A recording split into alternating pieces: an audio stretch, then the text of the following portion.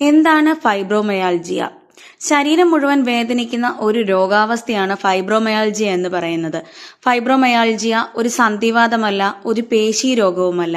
തലച്ചോറും നാഡീവ്യൂഹവും വേദനയെ അമിതമായി അനുഭവിക്കുന്ന അവസ്ഥയാണ് ഫൈബ്രോമയാൽജിയ.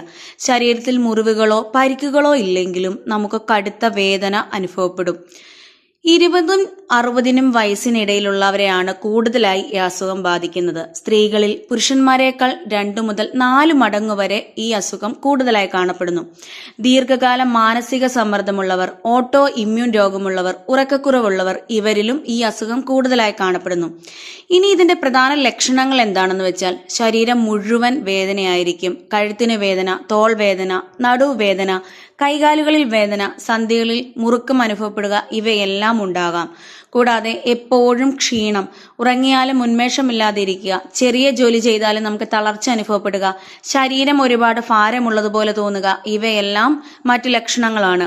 ഇനി ബ്രെയിൻ ഫോഗ് ഉണ്ടാകാം. ബ്രെയിൻ ഫോഗ് എന്ന് പറഞ്ഞിട്ടുണ്ടെങ്കിൽ മറവി ഉണ്ടാകാം, ശ്രദ്ധക്കുറവുണ്ടാകാം, ചിന്തിക്കാനായി ബുദ്ധിമുട്ടുണ്ടാകാം, വാക്കുകൾ ഓർക്കുവാനായിട്ടും ബുദ്ധിമുട്ട് ഉണ്ടാകാം. ഇതിനെയാണ് ബ്രെയിൻ ഫോഗ് എന്ന് പറയുന്നത്. ഇനി സെൻട്രൽ സെൻസിറ്റൈസേഷൻ എന്താണ് എന്ന് നോക്കാം. സാധാരണ ഒരു സ്പർശനം പോലും തലച്ചോർ കടുത്ത വേദനയായിട്ടാണ് തിരിച്ചറിയുന്നത്. അതിനാൽ ഒരു ചെറിയ സ്പർശനം പോലും നമുക്ക് വേദനിപ്പിക്കുന്നതായിരിക്കും. വസ്ത്രം തട്ടുമ്പോഴും വേദനയുണ്ടാകാം, കിടക്കുമ്പോൾ വേദനയുണ്ടാകാം, ഫാനിന്റെ കാറ്റടിക്കുമ്പോൾ വേദനയുണ്ടാകാം. ഇങ്ങനെ എല്ലായ്പ്പോഴും വേദനയായിരിക്കും അനുഭവപ്പെടുക. ഇനി ശരീരത്തിലെ വേദനയുള്ള ഭാഗങ്ങൾ ഏതാണെന്ന് നോക്കാം. കഴുത്ത്, തോൾ, പുറം, നെഞ്ച്, കൈകൾ, ഇടുപ്പ്, തുടകൾ, മുട്ടുകൾ, ഇങ്ങനെ എല്ലാ ഭാഗങ്ങളിലും തന്നെ വേദന അനുഭവപ്പെടാം. ഇനി ഇതിന്റെ മറ്റു ലക്ഷണങ്ങൾ എന്തൊക്കെയാണെന്ന് ചോദിച്ചാൽ, തലവേദന ഉണ്ടാകാം, മൈഗ്രെയിൻ ഉണ്ടാകാം, ഇറിറ്റബിൾ ബവൽ സിൻഡ്രം ഉണ്ടാകാം, ഡിപ്രഷൻ, ആൻസൈറ്റി, ഉറക്കക്കുറവ്, റെസ്റ്റ്ലെസ് ലെഗ് സിൻഡ്രം ഇവയെല്ലാം ഇതിന്റെ മറ്റു ലക്ഷണങ്ങളാണ്. ഇനി ഈ രോഗം നിർണ്ണയിക്കാൻ വേണ്ടിയിട്ട് പ്രത്യേകിച്ച് രക്തപരിശോധനകളൊന്നും ഇല്ല.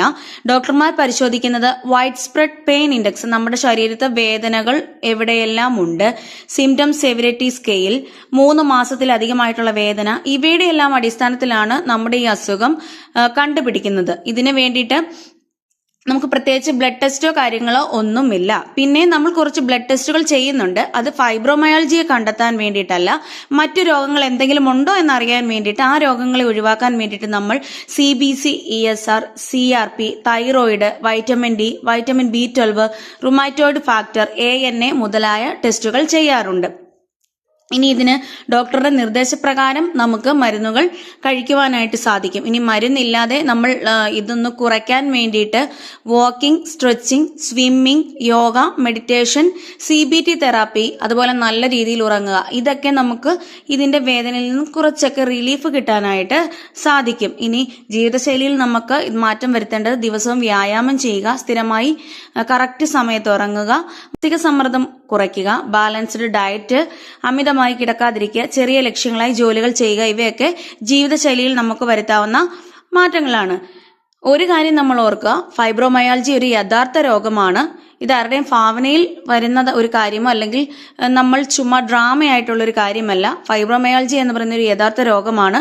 സമയത്ത് ചികിത്സയും ജീവിതശൈലി മാറ്റങ്ങളും പലരുടെയും ജീവിത നിലവാരം വളരെ മെച്ചപ്പെടുത്താനായിട്ട് സാധിക്കുന്നു.